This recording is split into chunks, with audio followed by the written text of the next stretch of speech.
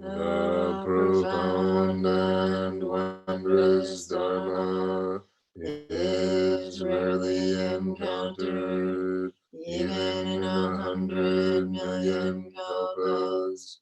Having it to hear, accept, and maintain, may I taste the truth of the Tathagata's words.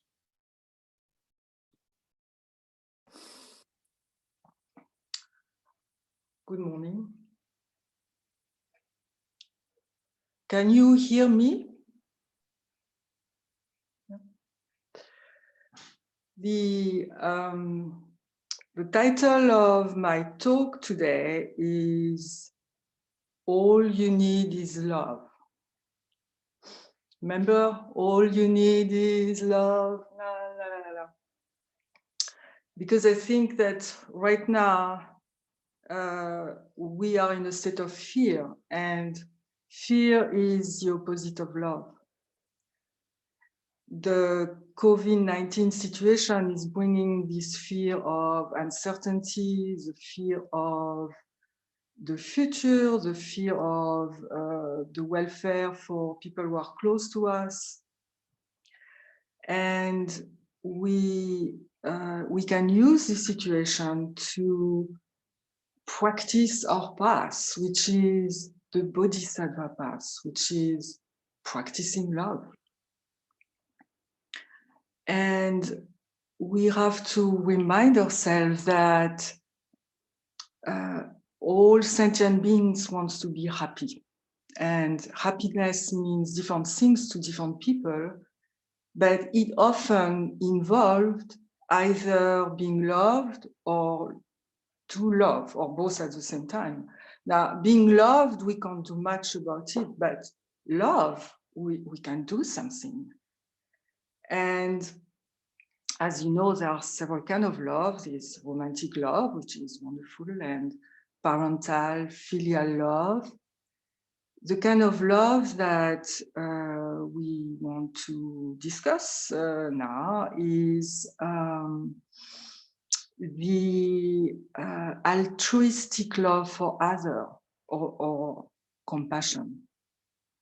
And compassion means that it's an active wish for every sentient beings to be happy.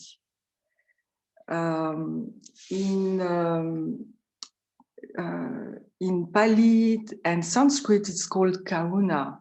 So sometimes I tell myself, maybe we can go from corona to karuna. It's sort of a joke. And I thought that it was helpful to remind ourselves about the definition of sympathy, empathy, and compassion, because it's all sort of mixed up a little bit.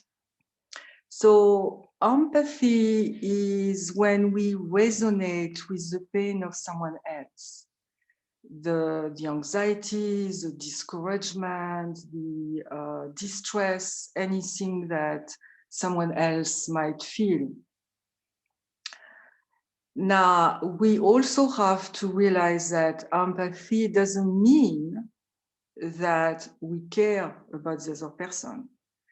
Empathy is just discerning the emotional state of the other person. Now, for instance, a narcissist person could do that too, but instead of caring for the other person, the narcissist will use the vulnerable emotional state of that person to manipulate him or her. So that's empathy.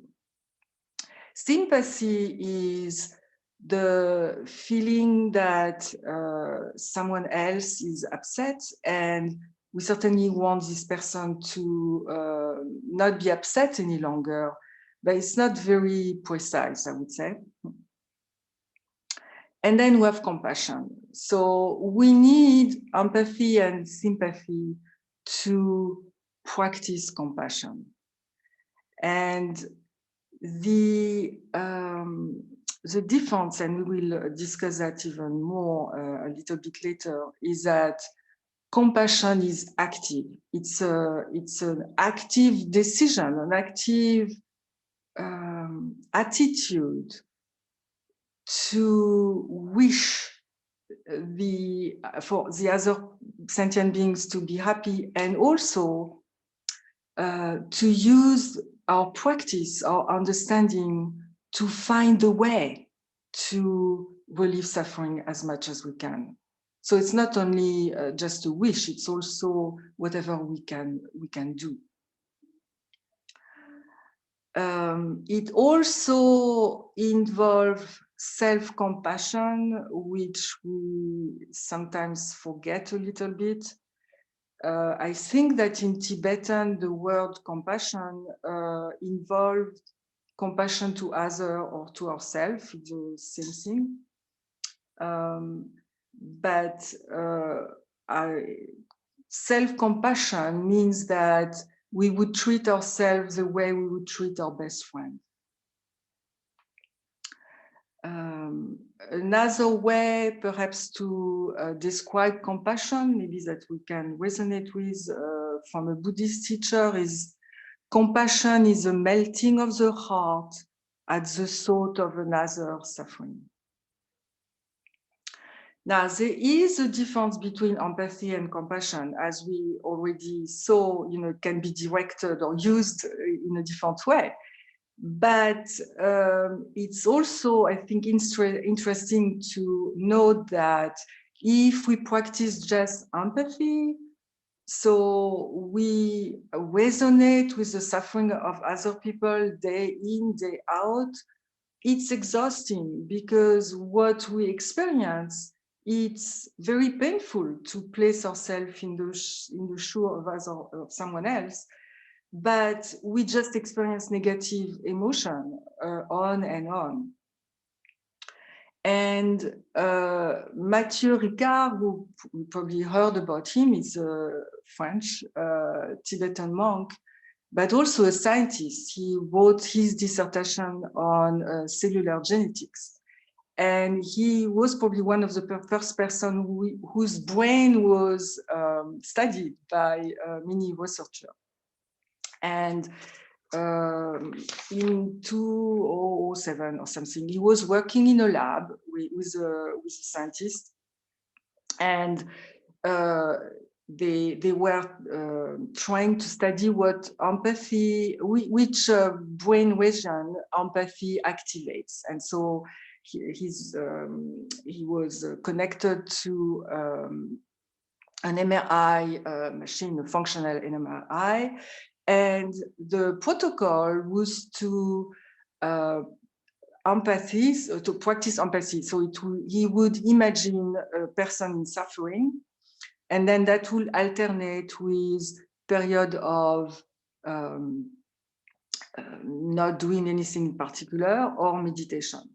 So he did that for a while, and at some point, the searcher said, "What are you doing? I don't see the same thing now anymore on the on the MRI." And Mathieu Ricard said, "I was practicing compassion." And he did that because basically could not take it anymore to practice the empathy alone.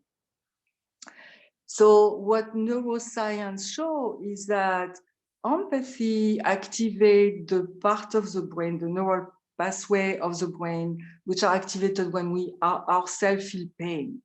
So that's what it activates. But when we practice compassion, what the part of the brain which is activated is the part of the brain that relates to positive feeling like maternal love and oxytocin release, which, as you know, is the hormone for bonding, social bonding, and it's very pleasurable. And that's why Mathieu Ricard said that we can practice compassion forever because it is pleasant. And he actually said that rather than talking about compassion fatigue when we talk about burnout, when people are,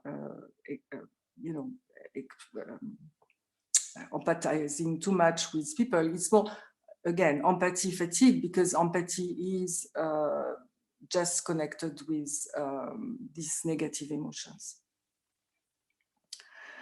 So I try to reflect on this empathy and compassion and the parameter of generosity, based on reading the book of Norman Fisher, The World Could Be Otherwise, and Imagination and the Bodhisattva Path. And as you know, our path is not just attaining nirvana, but rather this endless caring for sentient being. And so we will not rest until all sentient beings are relieved of suffering.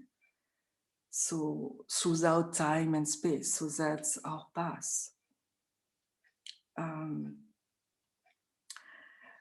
In Western culture, it's often thought that men, human beings, by definition, are sort of bad, and that Freud, in particular, he thought that sentient beings, human beings, are motivated just by their sexual and aggressive drives. Well, numerous studies show that when there's a catastrophe, the first reaction of people is to help. It's solidarity and togetherness. And we can see it right now when we watch all these beautiful nurses and physicians risking their life for treating patients with COVID-19. And we can, again, use this situation to really actively remind ourselves about bodhicitta, about our path. And a very little thing that I do, very little, is because of the social distance that we have to respect, it sort of gives more time to not interact with the person, but be in that space. And what I do is that I bow inwardly towards this person. It's a very small thing, but it changed something. So why do we help? Why do we want to be on this bodhisattva path? Well, there can be many different reasons. I need to help because otherwise I don't feel comfortable. I feel guilty. And maybe one wants to help because we want to be approved in our community, or maybe we just want a reward. But really, it doesn't matter. It doesn't matter why we do it. First of all, because hopefully the person whom we are trying to help will get something from our help. But also because our practice is to observe our behavior. So we observe, and perhaps with time, my guilt will change towards something else. But if I don't observe the guilt, I will not be able to change that. And so again, it's not what we do, but in a way, the way we do it, that's important, the way we observe what we do. And we need to use what's called skillful mean to apply the practice based on our understanding in the situation in a non-rigid, flexible way. So it means that compassion is also not this automatic thing. It's something that we have to sometimes think about and be intelligent in a way of discerning what would be the best response to the situation. Compassion does not mean, for instance, that we have to sacrifice ourselves for the sake of other people. We have to practice self-compassion as well, which means, as I said before, we treat ourselves the way we would treat our best friend. And instead of blaming ourselves if what we do, for instance, is not effective, we learn something from it. And we remind ourselves that everybody makes mistakes and that we are all in the same boat. So that it's not you and me, it's everyone together.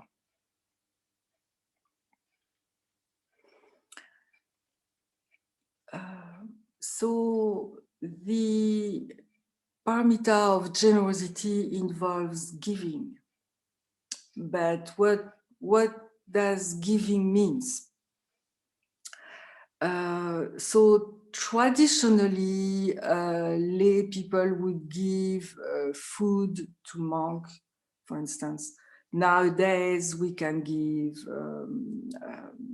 presents or money to charity if we are able to, or we can volunteer our time. In gratefulness for the food that they receive, in the traditional way, monks would give spiritual teaching. So nowadays, what we do, we are a sangha.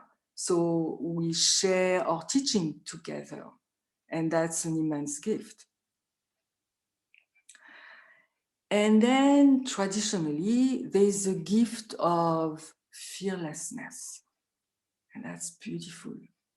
Because fearlessness means that we convey to the other person that this person matters, that we do know that life brings all kinds of difficulty, but we bring this sense, this conviction, this confidence that we are all in it together and everybody does the best they can. And we give that sense of confidence to other people. That's an immense gift.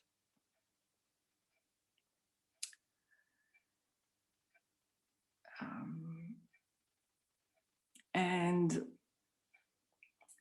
there is this in the Meal Sutra that we use during the session. We say the emptiness of the three wheels, the emptiness of the three wheels, giver, receiver, and gift. The first time I heard that, I can't explain what happened, but something happened. And what does that mean? So first of all, it means interdependence. I mean, I cannot be a bodhisattva without you because I need you to give you something. And so what I understand is that emptiness means that it's it lacks independence. So in other words, I give something and I observe the way I feel when I give a present. Well, usually it makes me feel good. So already who is giving and who is receiving, I give the present, but it makes me feel a certain way. The other person will experience his or her own experience.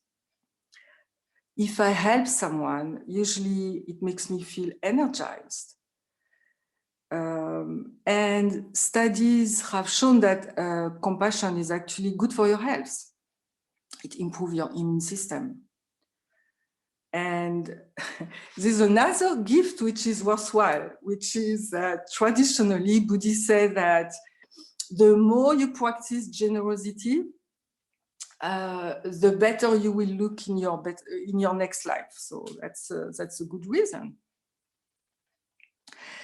But the emptiness of the giver, receiver, and gift is really something that we can observe and realize that the gift, we don't even know what it will be because it's not a linear interaction. It's a circular, interdependent activity.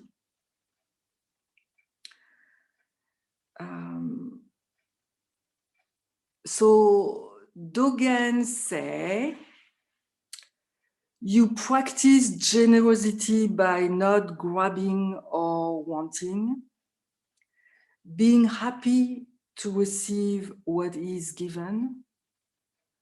To be content is to be generous. When you are content, you will spontaneously give. And so that's another reminder of how important it is to take care of ourselves. Because if we want to give the gift of fearlessness, we have to be calm. We have to be confident in life. We have to be wholeheartedly present. And that's an immense gift that we can give to other people. And we make that vows when we recite the 4 Bodhisattva vows. We say, sentient beings are numberless. I vow to free them. It's impossible. We cannot do that. And that's why it's, yeah, how to say, it's beautiful because it is impossible, we vow to do that, and we are going to dedicate our life, which is to something which is impossible to achieve. So then automatically, I would say, the ego is put aside because there's no result, there's no expectation that we can even foresee. Since the gift, we don't even know what it is. So what we do when we practice, we manifest love in our own way because we will use our skillful mean depending on the situation. And we don't even need to do anything in particular. We just need to practice, to be present, to do whatever we do when we practice. We don't focus on the result of the activity. We focus on the activity of helping. We are totally engaged in that. We share the teaching, but we're not trying to convince anybody. In fact, what we do is that we convey by our activity, by our presence, by what we do.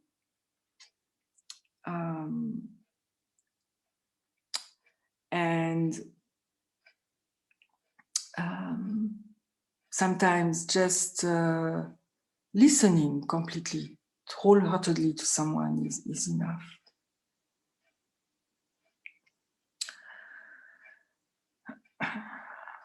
And I am going to finish with a quote by Gandhi, who say, "Love fears nothing and no one. It cuts through fear at its very root." So that's all what we need. Thank you.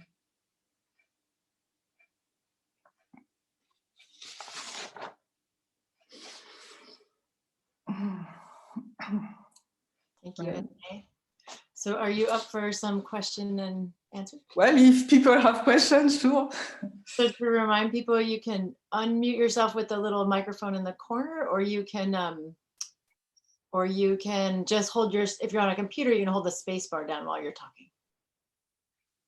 And just go ahead, we'll figure out, people are gently kind of overlapping each other last time. I think we're figuring out how to take turns with it.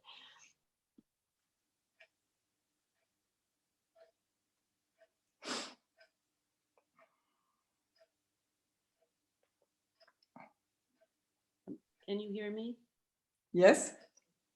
Thank you for your talk. I was particularly struck by your discussion of empathy and how it connects to our own pain, and then connecting that with the idea of the giver, receiver, and gift, and how holistic, or how that requires a perspective that is so broad, so wide, because if we only give from our, how I'm hearing you, if we only give from our empathy, we could just communicate our suffering, communicate our own pain, and not actually see the other person's experience of whatever they're experiencing. We could be so filled with our own sensations and embodiment of our own experience, really how we're physically experiencing it. And then that's what we communicate, instead of being able to respond to the whole, to the bigger picture. Often we give something and it satisfies us, but it could make the other person feel less in some way. Thank you for all that there's to contemplate. Thank you. Welcome.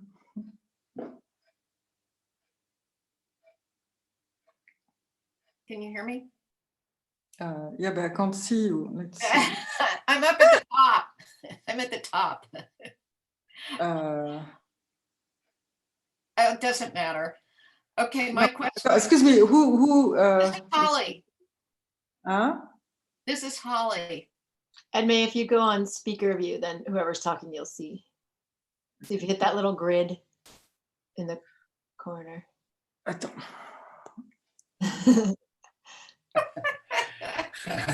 Not funny.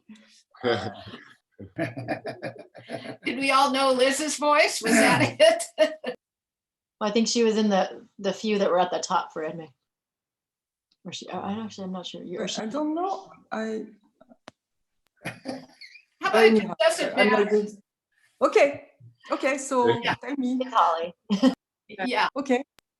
Okay. So when you're talking about the giver and the gift and the receiver, I find that my problem is I enjoy giving, and that's good. And you sort of give more and more. And then after a while, you start feeling bad because you don't know, sort of like, oh, if I stop doing something now, that then, you get trapped in this thing where you started doing good. But then after a while, if you're sort of going, wow, I think I'll quit now, then you start feeling bad. Do you understand that? So what I understand you saying, I'm not sure I understand what you said, but what I understand is that you enjoy giving, but after a while you stop. But why would you stop? That's what I did not get. Okay. Let's say, Yeah. this sort of thing has happened in the past with other things, but okay, so I've been sewing masks, right? Yes.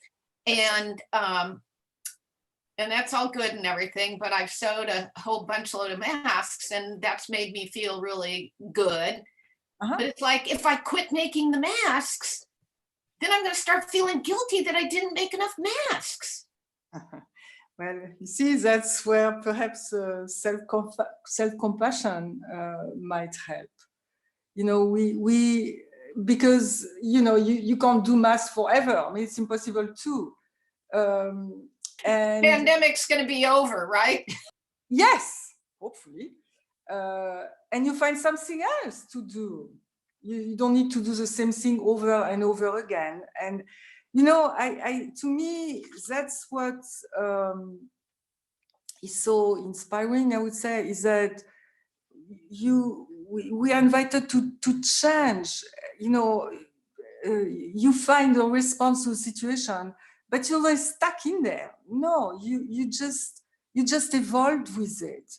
And so maybe after a while, I'm not saying that's what you experience, but maybe after a while you don't want to sew mask anymore because you did enough of that. Well, that's fine. And you be gentle with yourself and you move to something else. It doesn't mean that you are not helping. It means that it doesn't help in that particular way. Those are two different things. But then you're suggesting that I go back to something else, and it's like I'm caught in this thing where I'm and I feel this way in general, is that I feel like I always have to be productive, and a lot of times the productive is in service to other people. Well, being productive and helping are two different things. So you know, for instance, making masks, I mean, you're productive in a way, but you're helping because that's certainly something needed right now. So the practice is not about being productive, the practice is about helping. But if at the same time you're productive and helping, then you watch, I want to be productive. That's okay. Quit trying to be so hard on myself. Yes, exactly. And see, that's another practice of generosity to yourself. See, you can't escape it. You know, the practice always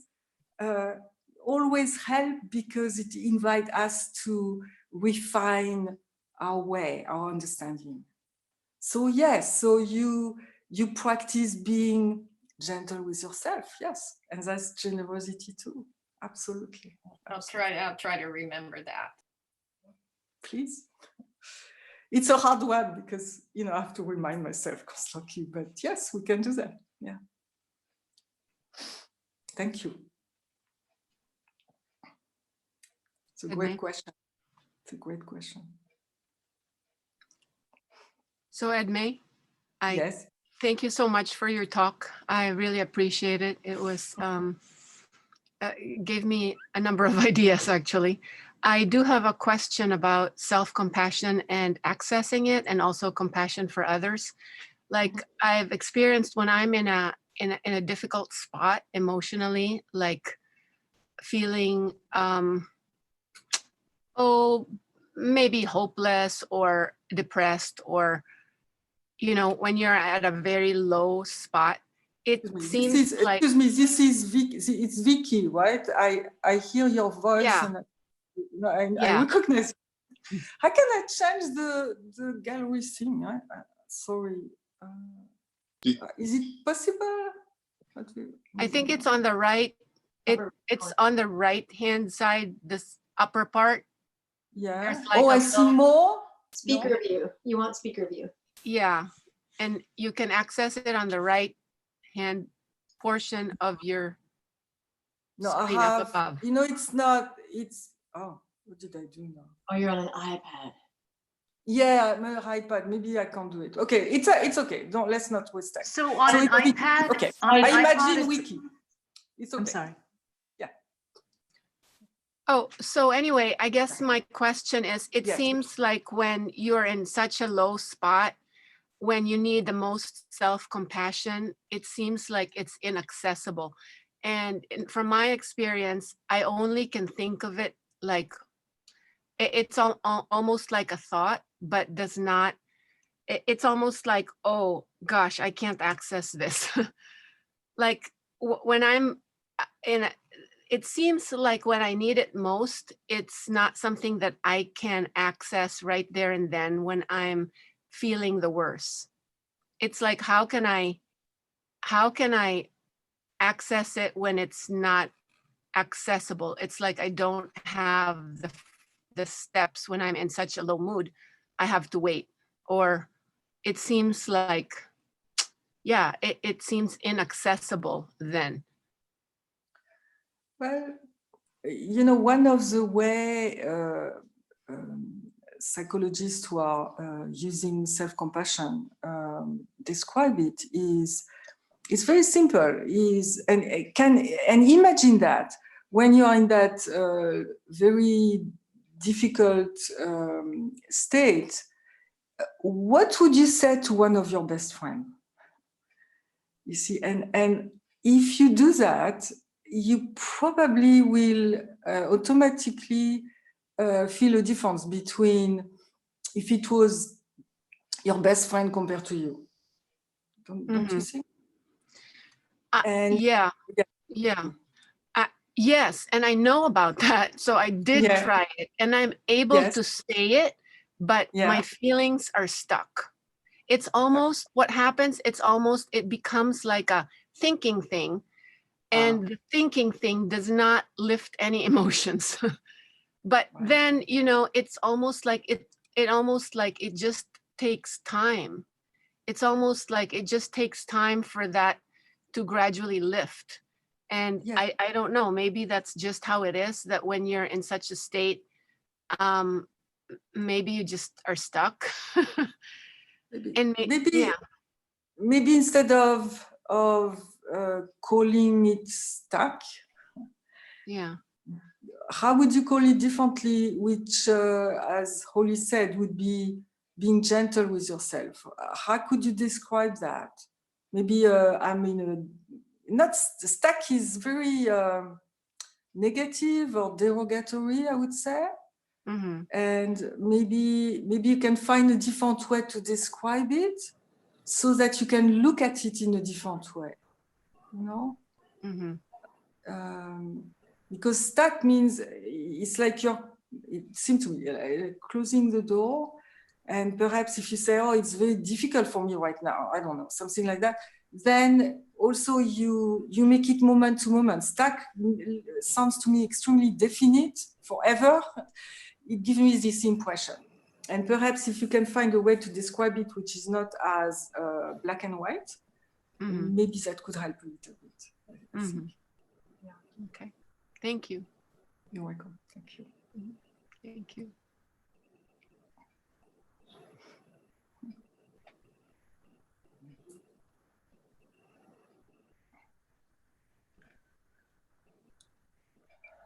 Edmee, it's Annette. Yes, I see you, so that's great. Yeah, and I see you, and thank you. This is beautiful and helpful. And this movement, now I don't see you, I see chat. But anyway, this awareness of the movement from empathy to compassion, it's something that has been alive in me, and some awareness, and are trying to bring awareness to. And something someone asked me is when I felt like perhaps I was motivated more by empathy than compassion, they said, well, what is your motivation in reaching out or making, being accessible, or what is my motivation, my own? Because if my motivation isn't clear to me, it's not necessarily going to be clear to the person that I'm extending myself to. And that's when things can get pretty messy for both of us.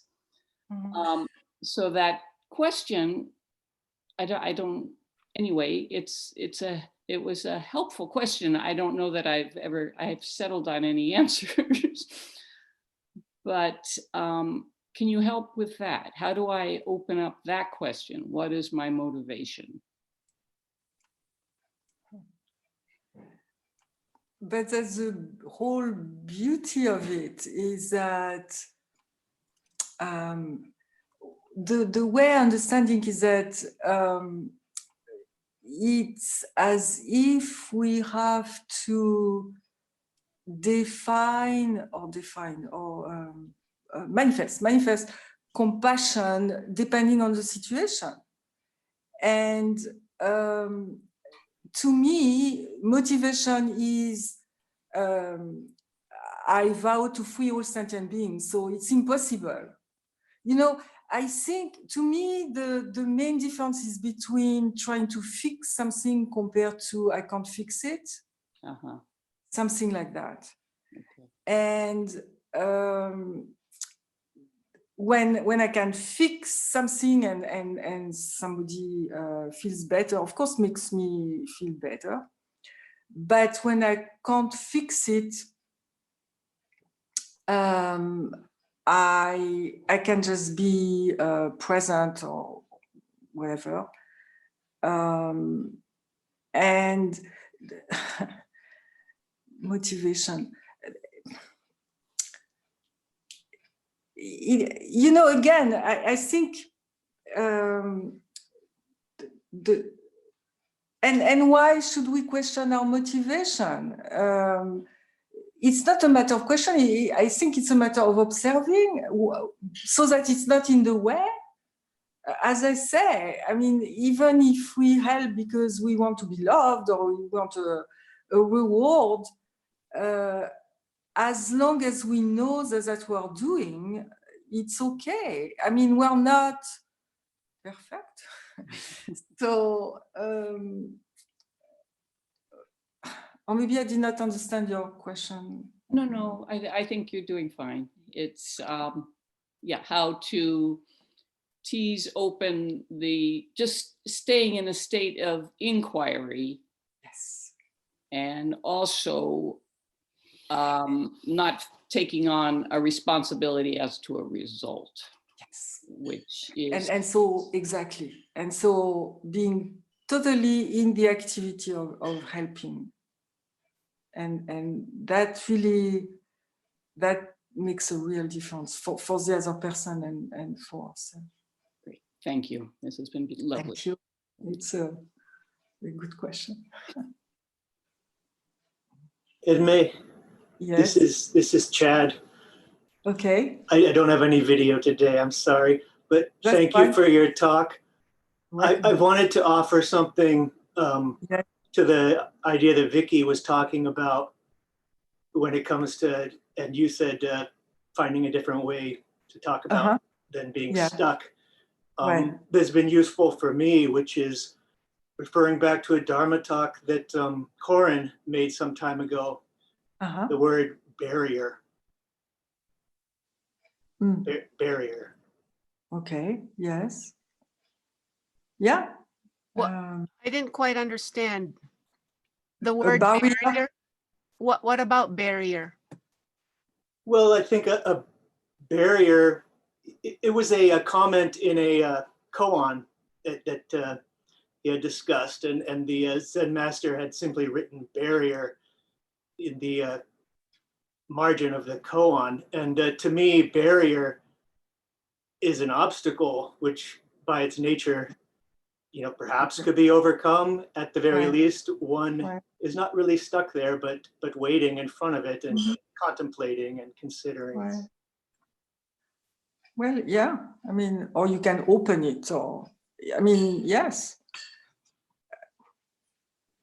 Yeah, I think finding, words really have an effect on how we experience things. So finding words which are more opening to things rather than, as I say, more black and white sort of thinking are always helpful. So yes, the world, I mean, if you can relate to that, that a barrier can be opened or overcome, that would be great. Yes, sure. So Edmee, thanks for that input. The idea of when I said stuck, it's the feeling that's stuck. The thoughts are trying to it's the feeling that's stuck that doesn't change is what I mean by stuck, not so much a kind of thinking. And perhaps there's maybe, I don't know, but it's the feeling that's stuck, and the self-compassionate thoughts don't necessarily help always at that level. It takes a while. It sometimes it seems like it takes a while. And is that just how it is? Maybe that's how it is. Maybe there's nothing to be done, or maybe there is something to be done. I guess that's my question, because it's the feelings that are stuck, not so much it's the feeling. What I mean by stuck is it's like you're stuck in that place, and it's hard for self-compassion to make a difference. Maybe it just takes a while, because it's not like you're there forever, but it feels like you are. But you just said that. You just said it. You just said it. And I do, and I have. You can't be there forever. It's not right.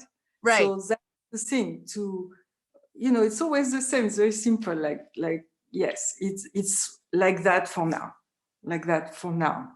Okay. And then, right, moment to moment. But you're right. I mean, it's not an easy thing to do at all. I mean, it's not because we are saying it that it's easy to do. But it's just this, little drop at a time. Little drop at a time. Okay. I can make a comment on that.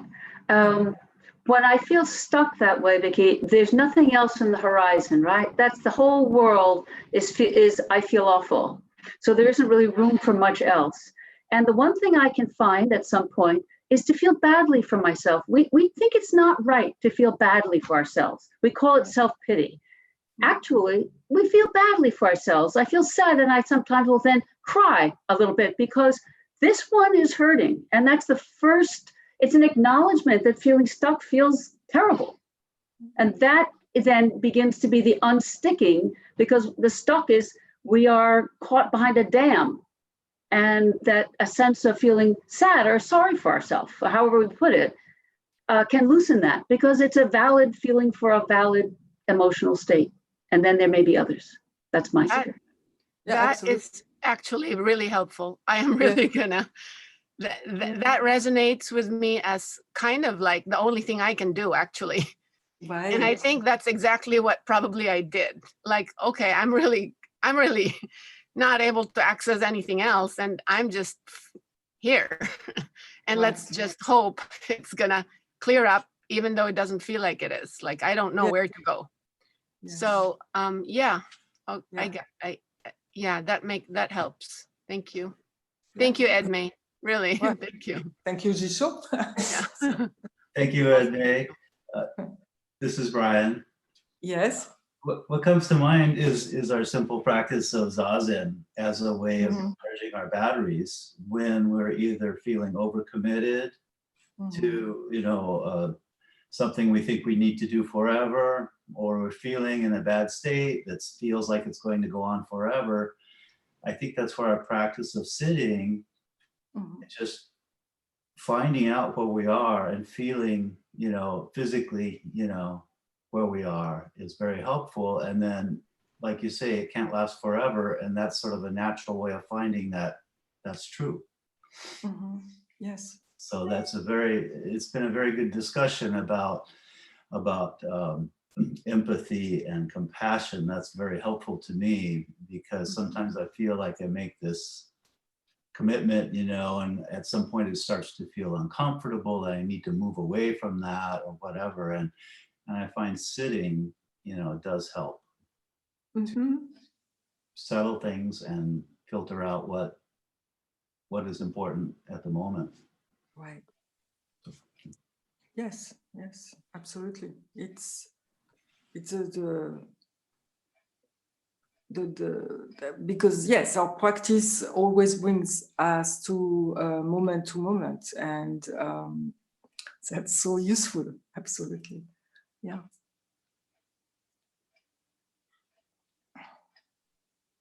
Thank you. We'll do the closing chant before. Yeah, let's do the closing chant. We'll do the closing chant, and then we'll do announcements. And then for those who would like to stick around, we can do small groups. Thank you so much, Edmee.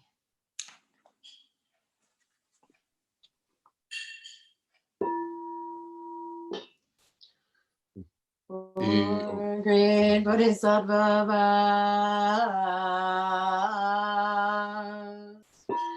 beings of numberless, I vow to free them. Delusions are inexhaustible. I vow to end them. Dharma gates are infinite. I vow to enter them. The Buddha way is boundless. I vow to realize it.